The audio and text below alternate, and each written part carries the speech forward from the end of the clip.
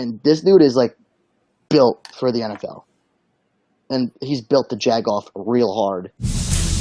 You're listening to Let's Talk Fantasy Football, where men of fantasy genius have realized, hey guys, we don't need real football skills to dominate on the fantasy field. Yeah. So slap on your pads and grab your helmet. Shit's about to get real. Welcome back, ladies and gentlemen, to another edition of Let's Talk Fantasy Football. I am your host, Nick Schreck, joined by two of the finest fantasy analysts you guys are going to find, at least on the East Coast of the United States. I can't vouch for the rest of the country. Joining me tonight, guys, we have Vinny Gonzalez and the D.O.N. himself here for episode 3. We're going to talk some nonsense. Guys, how you doing tonight? I'm just here so I don't get fined. Vinny? I'm just happy Don is here. Fair enough, man. Fair enough. The D.O.N. being in the building brings happiness to everyone. Definitely not just the East Coast. That's a worldwide thing. I have no doubt.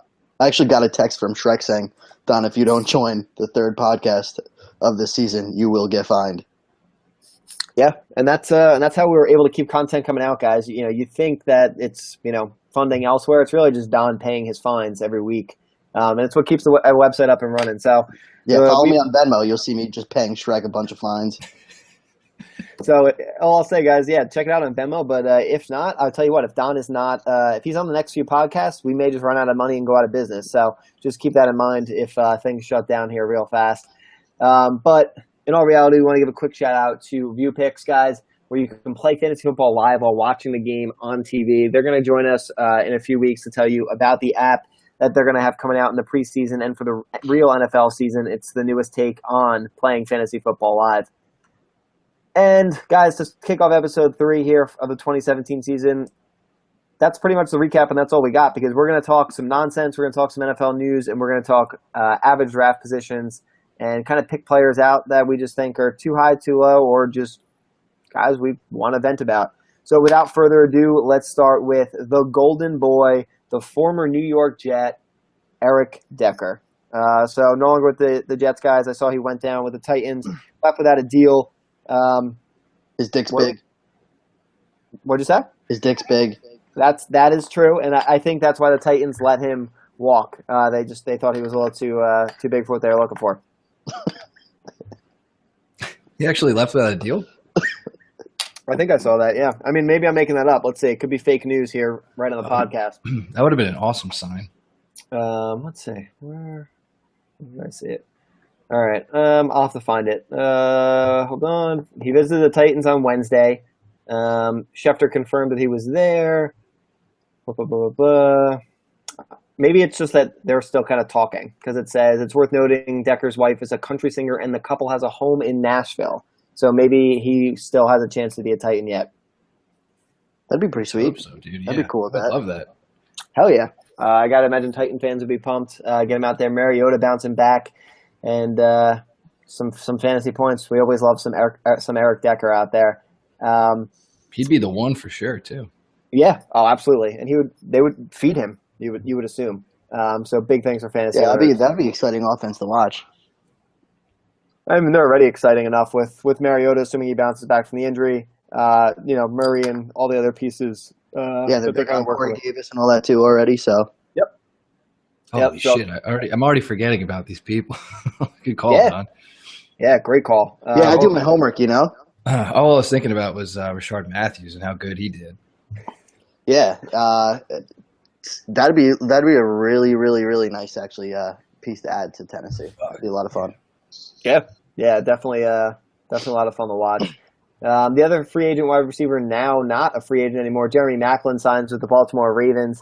So you got to think, obviously, some fantasy value there. He joins Mr. Joe Flacco, who is not a fantasy stud in any capacity. No, not at all. So where do you think? Do you think his value goes up as of being a Raven versus if he was in Kansas City? I don't think it goes down. Just based on, I think it has to go up a little bit, just because of the fact that Alex Smith wasn't throwing the deep ball. They were getting Travis Kelce, was obviously the focal point, Tyreek Hill. Maclin was used, but he was, I'll say, a shell of his former self, of kind of the flashes we had seen in Philly. So I think he performs equally, if not better, in Baltimore than he did in Kansas City. Yeah, I mean, I think unless it is updated, looking at on Fantasy Football Calculator for their ADP, this is 12-team PPR. Right now they have him behind Marvin Jones going in the end of the 10th round. That's behind receivers Rashard Matthews, John Brown, Mike Williams, Mike Wallace. I think that'll jump up. That's got to change, right? I mean, holy moly. Yeah. I mean, I think a lot of people didn't really value him very high on the Chiefs at the time, and then I think there was talks that he wasn't going to be on the team, so I think a lot of people that are doing mocks right now weren't even taking him until like maybe an auto pick from the computer even. So we're going to have to wait till that kind of stabilizes. I think that'll creep up to like more like the 7th, 8th round. Yeah, I agree. Yeah. I agree. I mean, you just look at, from June 11th, we'll call it, kind of he bottomed out there, the second pick in the 11th round. He's jumped, quote unquote, to the 9th pick in the 10th round, and I think that trend continues now that he's in Baltimore. More and more people are mocking, and as people say later into these mock drafts, that is part of the problem as we get further down these ADPs. Is a lot of people bounce out of these drafts, and it just starts kind of going in order. So it should be a good trend. The trend will be the friend of Jeremy Maclin there. Vinny, this one's for you. He's on the list because Mr. Doug Martin supposedly looks quicker and quote-unquote bulkier. And the quote here says in the pants, but I'm not sure if that was widely reported or not. How are you feeling about this news as a Doug Martin fan? Hey, I do love Doug Martin, but this is just typical offseason news, like how he's looking. I think, what was it, last year? Or was it, I forget who said it, maybe Walsh or Matt was talking about the way he looked. It's just like complete off-season shit. But I don't know. Good for Doug Martin. He was in rehab and shit. Came out. Good for him. But still got to remember the 4-game suspension. So wherever you take him, it better be at that value where you're safe to kind of stock him on your team like that. Yeah, I mean, I agree. You got to be able to eat him for those 4 weeks for the suspension. Definitely eat him. Definitely eat him, especially if he's looking bulkier and quicker. But let's just see, where's Doug Martin going right now? 6th pick in the 5th round, guys. Who's going just before fat, or should I call him slim, Eddie Lacy, and right after his bonuses still. Yeah, he is. Yeah, he is. Actually, we can talk about him real quick. Eddie, we talked about it a bunch on the last podcast. We called him out because we're just envious, and this guy's literally making a living by losing weight. So I agree with Vinny's opening line there last week. I am envious of Eddie Lacy. Hey man, let him do his thing, man. Good for him. Good for him. Well, here's a question for you guys. Would you rather take Eddie Lacy there or just roll the dice on Doug Martin and kind of just see how your team plays out the first 4 weeks without kind of like probably a weak RB core? I'll take Eddie Lacy. I'm going to roll the dice on Doug Martin.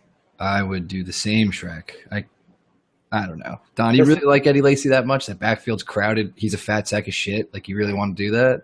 Yeah. Crowded backfields and fat sacks of shits are my shit, so I'm kind of feeling it. No, I think, listen, I think Eddie Lacy, he's still a good running back.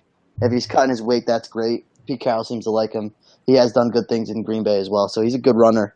And, I mean, listen, Thomas Rawls has already had his injury issues and everything else, so Eddie Lacy could take on a workload with injuries else with the other back, so I would go with Lacy. Yeah, fair enough. They haven't been the healthiest bunch. No, yeah, I mean, I can't fault you either way, because you could say the same argument on the other side of Doug Martin is you wait 4 weeks and he's not going to be as involved in that offense as we wanted him to be. With the tight ends, with Charles Sims in the passing game. I mean, again, he's the bruiser on the ground, but you don't know. 4 weeks is a long time in the NFL world. So again, 4 weeks is a long time. I'd still roll a dice there, but you could say the same thing on the argument against Doug Martin as well.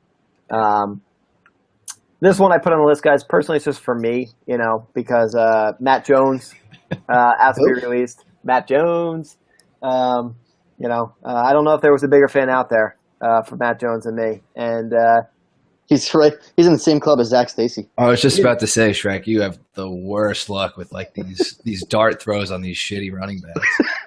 Hey, man. And that's why they're dart throws. So Matt Jones has to be released. I wish him the best of luck, and I probably won't own him again just because I'm going to be bitter about being burned multiple times. And that's all I've got there. Vinny, Robert Turbin to have a bigger role. What do you think? Is this true? I mean, we talk about Frank Floor and all these other pieces. I mean, you're a Frank Gore guy. Yeah, and to be honest, if like the mocks I've been doing, if I go wide receiver heavy, Frank Gore is kind of like that crutch that you can lean on late. Like, all right, at least he's a main dude, got a floor. The floor. Yeah, just Frank Crutch instead of Frank Floor now. But I don't know. I feel like I saw this same headline last year, and just fucking nothing happened. So I'm not putting a lot of faith into like this tabloid kind of thing, but it does make me feel a little worse about taking Frank Gore potentially. I mean, this has got to be the dude is 34. I mean, the floor's got to fall out at some point, you'd think. Listen, I think it was like a surprisingly pleasant year to watch Frank Gore play last year, like to see that he still, had a little bit left in him, and he was a consistent player for you, which I love. But 34 years old, man. I mean, my goodness, like it's not going to happen. I would skip up on Frank Gore and hoping that he could do it for another year. I think that's done and out. 34 years old as a running back is like unheard of. I think he's 33, Don. No, he's 34. I just Googled that shit. Oh my God, that sucks. Yes, it does. And you know what? I am purely going to pick against Frank Floor because I've been doing it every year we've done the podcast, and at some point I have to be right. So changing course now would just be a mistake. So yeah, Robert Turbin seems to be the best handcuff there. I guess we'll say to Frank Floor if you want to call him a handcuff. The nonsense that comes out of teams, now you take it with a grain of salt. But her offensive coordinator Rob Jasinski, he is having a hell of a spring, which I don't really know what that means. But the only one that showed up. Turbin's on the field, guys. He's the only one here, but he's having a hell of a spring. Happen here. Lots of guys have had great springs. Yeah, exactly. I've had a great spring, and I haven't really done much. So definitely relative for sure. Guys, another name let's talk about, Danny Woodhead. This is a quote here, guys. He is filling the void in Baltimore that has been missing since Ray Rice. What do you think? Do you think that's accurate? Yeah, gotta love Sleeper Bot, man. They just tell me these things all the time. Danny Woodhead was really awesome in San Diego, and obviously it's concerning with that ACL tear, but I think that'll be a fun team to watch Danny Woodhead play out of. So nice veteran play and PPR value. So I'm interested to see how this preseason goes for him and where he starts landing on ADP wise. So another guy to always look out for. Always a good flex play or bye week to play. So. I'm a little more cautious. I don't usually like how the Baltimore. Shut up, Don. I'll definitely take 34-year-old Frank Gore, but now let's not go with that Danny Woodhead. Do you know how old Danny Woodhead is, Don? He's like in his 30s. It's cool. He's 32 years old and is coming off his third ACL injury. So he's I think like elusive. I'd rather take. He's like really elusive. The third time's the charm. That's what they say. Yeah, I'm a little more cautious on that side. I just don't like how the Baltimore backfield always shakes out. I know Danny Woodhead probably will have his role in that offense since he's a pass catching specialist, but I don't know. I'm just a little worried. Fair enough. I share the concern. 3 ACLs is a little worrisome, but he does seem to make it happen when he's on the field and when he is healthy. So we'll see. Jeremy Maclin down there with the Ravens, and we know at least one Joe Flacco fan. So we'll see if dreams come true for him. But let's move on, guys. Let's talk. Kirk Cousins is apparently going to be hitting Terrell Pryor on deep routes a lot, like really, really deep, like super deep, super deep, super deep. I think that was a quote exactly.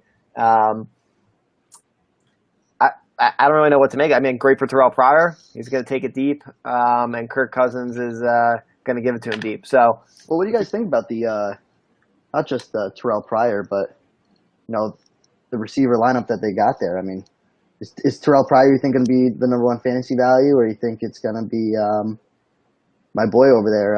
If I remembered his name, though, it'd be nice. Are you thinking Crowder? Yeah, Jameson. Receiving threat wise, I think. I'm talking just fantasy value wise. Well, I was going to say Jordan Reed probably, but wide receiver strictly on the Redskins, probably. Yeah, I would lean Pryor. I think he fits kind of into the Deshaun Jackson role from last year. And I think Crowder will stay in his role, which is more slot oriented. But man, I don't like Kirk throwing deep. I owned Deshaun Jackson last year, and I can't tell you how many times Cousins missed him on like a huge bomb. Yeah. He's not the most accurate deep, but what Pryor did last year was amazing. So him in that offense he'll get his targets for sure. I don't know if it's strictly going to be deep stuff. So I think, this is just kind of like icing on the cake potentially for him. Yeah. Well, Pryor's a do-it-all kind of player, so. Yeah. Yeah, all good things. All good things. Guys, that's all we've got on news on specific guys picked out here. From here, we're going to kind of take a look at Fantasy Football Calculator's ADP. Again, we're looking at PPR scoring for 12-team leagues.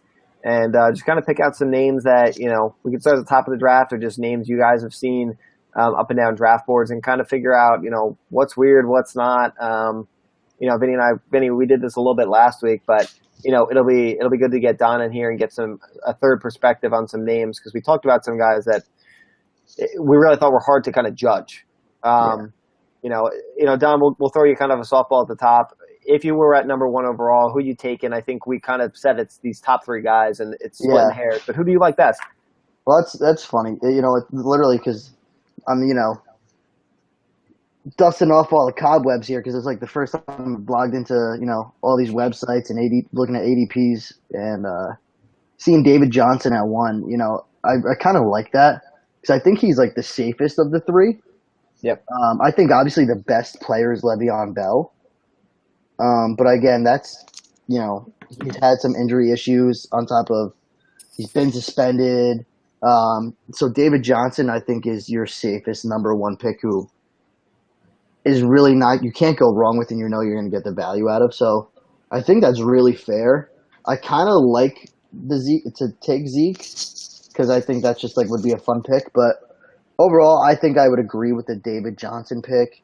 I'm going to be safe and be that if, I'm slotted at that number one pick. I know with our leagues, we all kind of shy away from taking that number one pick. We like to go into our own draft strategies and stay away from being the number one pick. But if I landed there, I would say I would take David Johnson, go safe, and know I'm getting the right value. I mean, he did great work for you, Vinny. You had him last year, and I mean, he was a beast. Oh, yeah. He just didn't stop. But, yeah, you definitely know what you're getting. I agree that he's probably the safest. But I think – in PPR, it's probably between David Johnson and Bell. And then I think maybe in standard, you could possibly see Zeke going more at 1 since he doesn't really catch too many passes. I agree. But you're spot on, Don. I mean, there's no right or wrong answer. It comes down to preference. But, we're all in the same boat there, I think, with David Johnson for sure. Vinny, have you had a chance to look over these? Is there anybody jumping off the page here that's one way or the other, good, bad, that you want to hit here tonight? Well, now that we got Don here, the Charger / Green Bay / Jaguar fan, I figure we'll ask him a couple questions oriented towards those teams. All right, let's do it. All right, Don. This one's been driving me fucking nuts because I don't think he's going to do well at all this year. Melvin Gordon is going in the first round with the 10th pick. Yeah. Well, are you cool with that? Like riding in, like if he's your first round pick? That's funny. Because I really want to hit into these running backs because it's so funny the difference between this year and last year, and I think the fuckery of how it looks this year. It's crazy the names that you're looking at that are in your like top 15. It's pretty wild. And you see Todd Gurley at the lower end of that, where last year you're like, oh, could he be the number one running back? So, but for Melvin Gordon, which I really love, I mean, he had a really good year last year. I think he's I don't think he's that was just a fluke year. So I like him being number one round. I mean, listen, it all depends on what your draft strategy is. But if you're more of a running back heavy person, I mean, once you leave, Melvin Gordon, you're looking at like a Devontae Freeman, DeMarco Murray, Jay Ajayi. I mean, I would possibly argue DeMarco Murray, but I mean, Melvin Gordon had a really good year. He seems to be that running back guy. So yeah, I like it. I'm cool with that. Shit. That terrifies the fuck out of me. Yeah. I mean, listen. I mean, you got Devontae Freeman who's going to share it with Tevin Coleman. Tevin Coleman, and then DeMarco Murray. He might be losing some rushing to Derrick Henry. They said they want to implement him a lot more. I agree with you, man. I mean, we touched on this a little bit last week, where that whole block is like it's very scary because Jay Ajayi could be fool's gold. I mean, honestly, I think Jordan Howard is one of the safer out of the. He's at the bottom there. He's at 17 overall, right. But I think he gets more involved in the passing game. He apparently just had eye surgery, to see better. Hopefully that works out for him. But like you said, Ajayi could be fool's gold. Devontae Freeman splitting carries. Melvin Gordon, do you believe or not? And DeMarco Murray, again, you like what the Titans are doing there. So fingers crossed. But there's a lot of you got to just kind of stake your claim. And if you believe in Melvin Gordon, good for you. You got to. One never wants the injury to be the reason, but the best thing for Melvin Gordon in his career was with Danny Woodhead going down. But if you remember his rookie year, which I'm always the guy that always takes the running back the 1 year earlier, when I was really high on Melvin Gordon. I mean, he was still getting me fantasy value of probably 6 to 8 points, even in standard leagues. I mean, he just wasn't getting. He didn't get one touchdown. The one touchdown he got was called back. So Danny Woodhead was taking those away. He was taking away the reps in the red zone. So imagine if Danny Woodhead wasn't there and Melvin Gordon was that main back again. I mean, even his rookie year, he had a pretty decent year. So he seems to be a pretty promising back, and they like him a lot. They don't seem to be changing him at all. I'd like it. I'd probably go there. Yeah, I mean, you make good points, but I could just be freaking out about it. But we saw him go from one extreme to the next. He had no touchdowns in 1 year. Now last year he has 10. Yeah, but I mean that really wasn't all his fault though. He was getting no red zone snaps for a year, at all. I agree, but I agree. He was so extreme. I think on both ends because it was zero. Whatever is it's almost crazy to believe that you would repeat that. It's also almost crazy to believe he would repeat what he did last year. He probably settles somewhere in the middle, maybe at some higher end, which is a number that we don't know yet. I'll put him at he ends in the top 5 this year for running back. Oh shit! Wow. Really? Yeah, I'll put him top 5 this year. Dead or alive? Top 5 dead or alive, man. Wow, that's Don's first top 5 dead or alive. First podcast back. I mean, you're already drafting him at his quote unquote ceiling there then, because he's a 5 guy. Well, Jesus. Well, Don, let's get into the draft strategy. If you take Melvin Gordon first round and the wraparound's coming, I'm guessing you would have to go wide receiver, and you're looking at kind of the next almost cliff with the wide receivers there at the turn of the first round. So you're looking Jordy Nelson, Michael Thomas, Hilton. Jordy Nelson. There's the Packer fan. Yeah. I mean, dude. I mean, look what he did last year, dude.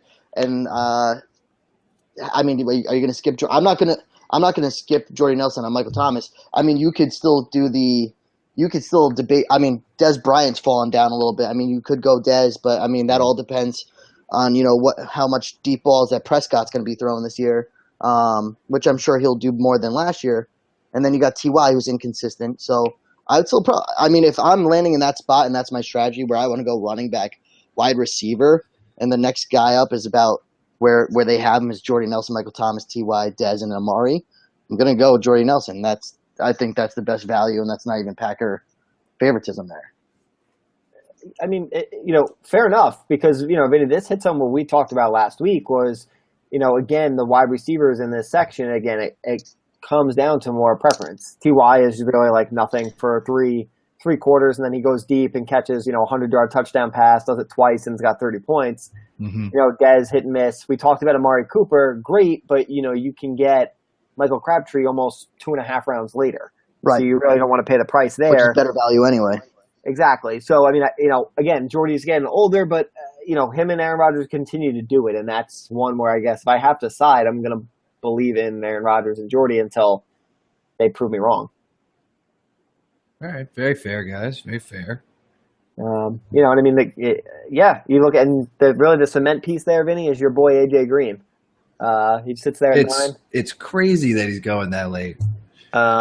It's crazy, but I agree that he probably shouldn't get drafted before any of the other guys going, but it's just such such a value by default. Like Yeah, that's you know just how what, though? drafts are going to fall. It's incredible. Now listen, like value wise, I mean, and talent wise, AJ Green's a beast, right? But so one, you got the top three running backs, which we've already talked about, which you can go and argue about who's going to go first anyway, right? And then Right. you obviously still have to go Antonio Brown, number one receiver off.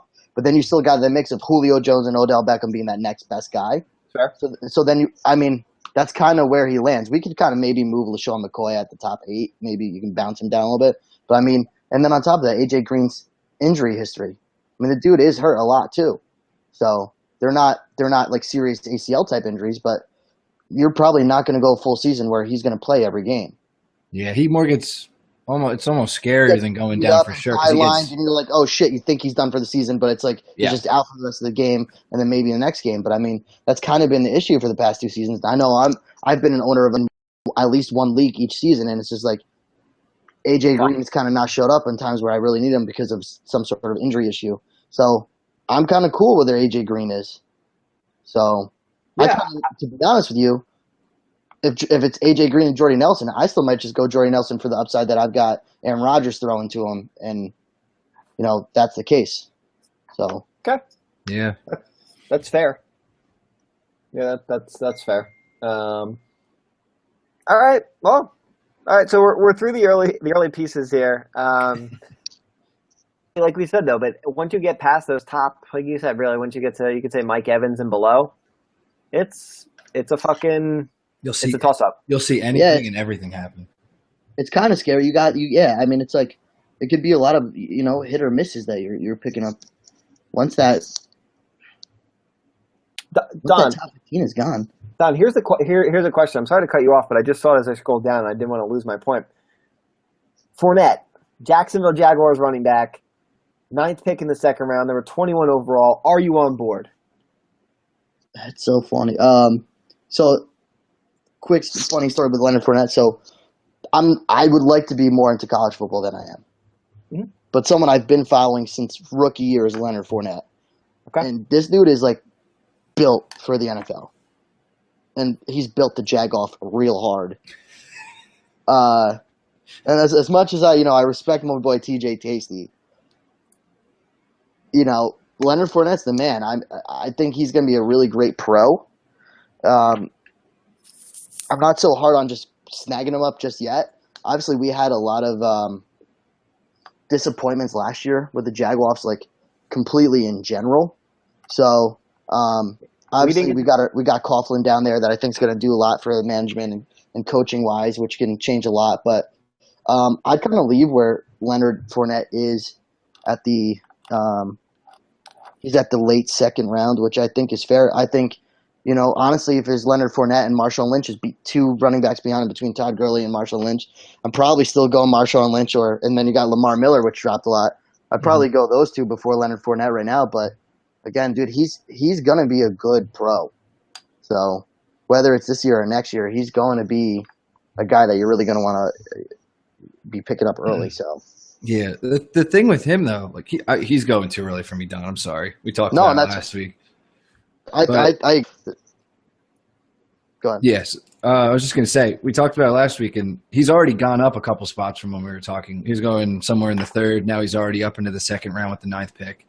So he's just going to keep going up and up, and it's just going to get way too pricey. Yep, it's the Ezekiel Elliott effect. Mm-hmm. It's definitely the Ezekiel Elliott effect. I think he doesn't have the supporting cast that Ezekiel Elliott has, obviously. So, but I think I really like that Coughlin came to the organization. I think that's going to do a lot for them. But the thing is, you jump on some of these running backs too early, which I've definitely done. So, I mean, he's someone that can definitely pan out, and he might be actually a crutch for them to get that offense going with everything else that really didn't come into fruition last year. So that's something you're really going to have to watch closely throughout the rest of the summer before we start going here. Someone you want to watch a little bit during the preseason to see how he looks. But Absolutely. If I'm going to start picking, but then you look, right? So I'll definitely take Marshawn Lynch and Lamar Miller over him right away. Definitely not Isaiah Crowell, because whatever. And then you got Christian McCaffrey that's behind them too. And I mean, this dude hasn't even showed up yet because or maybe he just showed up with with training a lot because he had an obligation with Stanford where they can't go to pro days yet because he's still at school. So, and they already got this guy at the end of the third round. Yeah, 33 overall. Yeah, I mean, dude, that shit is bizarre. In a Panther offense where he's still got to be behind Jonathan Stewart. I forget what the stats are, but Cam Newton's like check down passing percentage really isn't like that great. No. So and they gave Stewart a bunch of money. really up there. I mean, they're blowing steam up some ass when you got some reliable running backs that are still behind him between Spencer Ware, who's going to be the man in Kansas City. You got Carlos Hyde that's really shown that he is a really good running back. Yeah. So I mean, you got still some guys that are behind the, and you're just looking, and it's out there. Yeah. I would take over them so far. So I agree. I mean, Vinny, like you kind of noted above with Fournette, McCaffrey's up, I think, about 4 spots from when we were on the podcast last week. Ballpark. I'm not estimating the date there, but the trend is scary, and I'm hoping that the brakes get pumped a little bit as people start to really get into mocks. But the recency bias is obviously now going in a positive way. It is killing value on these guys. For, like you said, for a guy we haven't even seen on the field. 1, 2, they gave Stewart a bunch of money. We dove into this last week, but it's crazy. It's madness. Yeah. One person scores touchdowns for the Panthers. It's Cam. Yeah. And then next in line is right, Stewart. and they got Jonathan Stewart, and then I guess maybe Christian McCaffrey, and then do they still have Tolbert? I don't think so. That's a good question. I do not know. I think he left. He's a red zone guy. I mean, he's a little bit older, but I mean, he's a red zone guy that. I love to fucking feed Tolbert, or they used to, let's say. My Google is telling me to please hold. And Mike Tolbert is a fullback for the Buffalo Bills. There you go. So then never mind. So, I mean, that's one good thing. But I think, honestly, Christian McCaffrey's role is going to be a whole lot more special teams right away. He's definitely going to play in the offense. They obviously like him. They picked him high for a reason. But I think if you're a league where you get points for special teams and whatnot, maybe that's a good pick for you. But again, that's someone that you're going to have to watch closely because he's not someone that typically fits that offense. So that's going to be a whole adjustment period. So again, I think he's going to be a good pro too, but that's someone that you're going to have to watch closely. But I mean, now listen, again, like like I said, the fuckery of this running backs. I mean, technically they've got like Christian McCaffrey, and Leonard Fournette, and even Joe Mixon, which is your boy now, Vinny. I mean, ahead of some of these veteran running backs where like a Carlos. I mean, listen, Joe Mixon, they have behind a few of these guys, but still in the realm of Spencer Ware, who's been very productive for Kansas City every time that Jamal Charles is down, and he's going to be the man this year. And they've got him either before or right after him. And Carlos Hyde, who, again, has shown a really good year with San Francisco. And then you got C.J. Anderson behind him, sure, whatever. Then you got Doug Martin, I get with the suspension, but you got Eddie Lacy behind him. Tevin Coleman, who is a beast for Atlanta still, even though they do that share. You got AP behind him. You got Amir Abdullah, LeGarrette Blount. So a few of these guys, and Ingram way down too. So, I mean, you got some of these guys ahead of some veterans that still, they have brought some fantasy value for the past few years, obviously. So it's kind of crazy. Yeah. Just what a fucking turn, man. Oh, absolutely. One guy that I do want to touch on quick, guys, and is Spencer Ware. And Don, you kind of referenced him a bunch there. Vinny, we talked about him last week, and I did a bunch more digging this week. And actually, since we were last on the podcast, he's fallen about we'll call it, 4 or 5 picks down because of Kareem Hunt. And we kind of talked about him going, down near nothing, down near the bottom of the draft here. But he's now 9th pick in the 9th round. Again, I think it's Ware's job to start. But like you talked about with the breakdown there and the health stuff later on in the season, we may see Hunt take more and more of this job here. So I think if Ware continues to fall down draft boards, he could be a nice value, especially for at least the first half of the season. Yeah, definitely. I just think it's something to point out. Again, I like how he's falling down boards because value, great. But Hunt's going to be a guy to watch and see if their ADPs kind of start getting a little bit closer, just based on the hype. Yeah, I think they will, and I think Hunt is going to stay in that area where you want a lot of these rookie running backs to be, or at least like the younger class that are getting drafted ahead of a lot of dudes. I think like Hunt is in that area. God damn it, I forget his name. from the Vikings, who they drafted to take over. Oh my God. Can't remember. But even he's behind Latavius Murray anyway. But I feel like they're all in the same kind of value pit where a lot of these guys should be, because they're all, we don't know, and they're not safe picks, and you're betting a lot into it, especially in a fragile position in fantasy. Yeah, it's all about value. I mean, at the end of the day, it's what did you pay? Right? You're talking about Dalvin Cook? Yes. Sorry. That's the one. Yeah. Couldn't remember.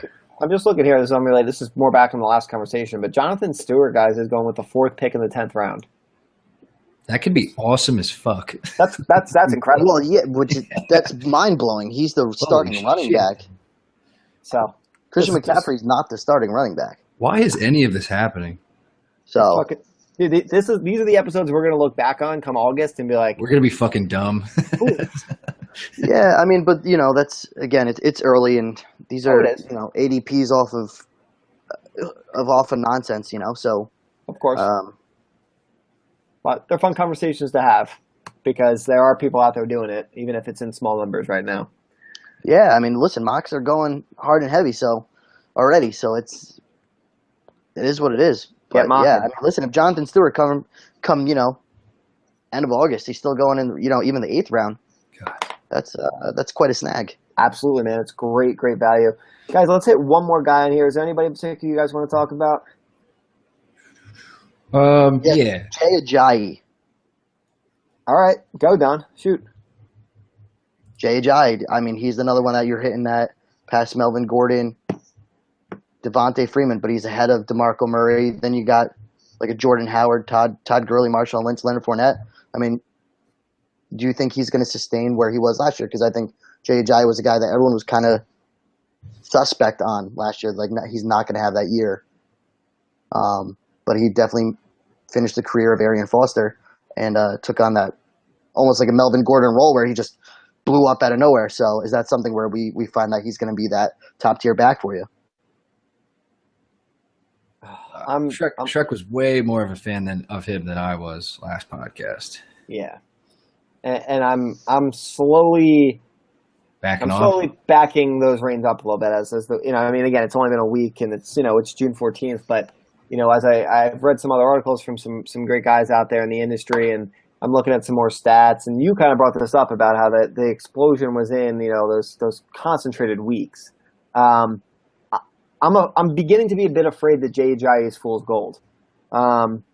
In the sense, where, okay, week 6, 7, and 9, he had 33, 28, and 22 points respectively. And then all of the games after that, with the exception of one, he was below 14 points. He was below 12 in, everything but 2 of them. I don't know. I don't know if it was the opportunity where people just didn't know him well enough yet. I have to watch more tape on him to honestly tell you I feel good about him. I've cooled off significantly from last week, we'll say. But who's his backup? I don't even know. Yeah, I mean that's the thing though. The only thing that I think kind of holds his value is, like, I don't know of anyone that would be even remotely possible of stealing a spot unless per injury. Isn't that like Damian Williams and Kenyon Drake? Those 2 dudes? Yeah, I mean, yeah, right. Well, they did even take some touchdowns from him when last year. Yeah, when they were just kind of fucking around and they would just score. So there's always that when they just kind of throw them in, because those guys are explosive, but they're not the same backs that Jay Ajayi is. Yeah, I don't know how to feel. I mean, it's almost like the personal bias of I'm trying to keep myself from falling head over heels because I've done it with these guys where they're 1-year wonders. Zach Stacy, Matt Jones was just a Matt Jones thing, but yeah. I'm gonna have to dive a little bit deeper because you can see the quotes come out. Like you said, he doesn't have a legitimate threat. As far as we can see right now, to his reign as the RB1 there. Yeah. So realistically, he can have the RB1 numbers. I don't know if I will get on that ship though.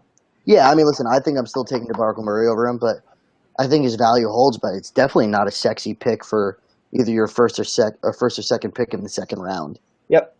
I don't think you feel like phenomenal about it. No, definitely some more question marks than you'd like. But again, I guess we'll see how it all shakes out as we move into the rest of June, July, and then fantasy football prime time as we hit August. All right, guys, we have one question here. I didn't throw it in the outline, so I'm putting you guys on the spot.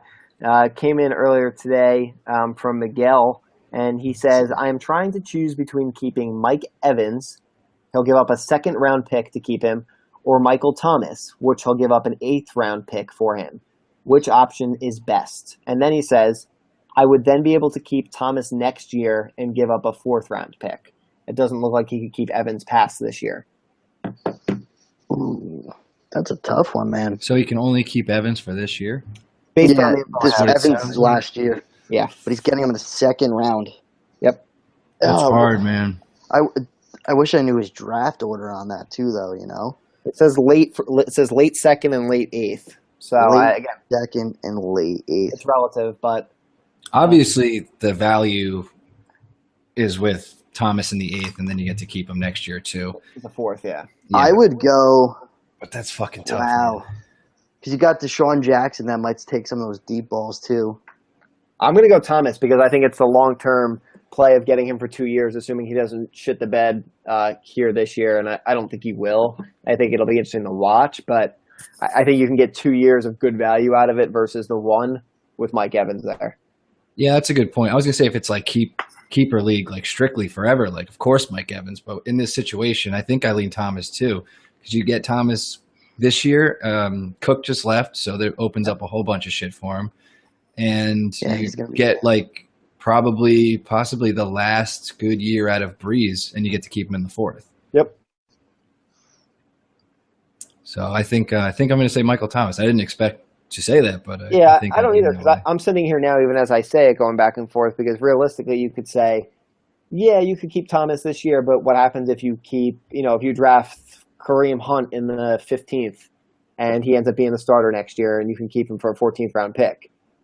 Then you send in that question, and we'll figure it out then. No, but I'm saying if we're saying take Thomas because of the long-term 2-year value, again, we're playing what if. I would still Right. take Thomas here, but it becomes the, hey, hopefully you just draft well enough where you have a good problem like this every year.